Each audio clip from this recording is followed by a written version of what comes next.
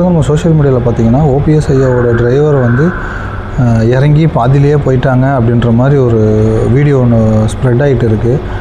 அது யார் பார்த்த வேலைன்னு தெரில. உண்மையிலேயே வந்து என்ன நடந்துச்சுன்னா அவர் டிரைவரே சொல்லியிருக்காரு. நீங்களே பாருங்கள்.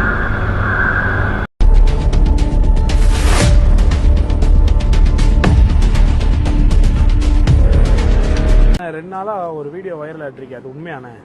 அது உண்மைலாம் இல்லைப்பா. என்னதானே ஆச்சு? நாங்கள் போர்ட்டிகோவில் வந்து வண்டி நிறுத்தணும்.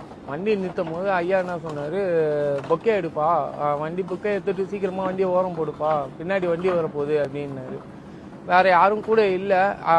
வேலை செய்யறதுன்னு பார்த்தா நான் ஒருத்தந்தான் இருந்தேன். மிச்சம் யாரும் எல்லாம் பின்னாடி வந்துட்டு இருந்தாங்க. அதுக்குள்ளேயும் நான் சரி நம்ம எடுக்கலாம்னு சொல்லிட்டு சீட் பெல்ட்டை கைட்டு பொக்கே எடுக்கிறதுக்கு போனேன்.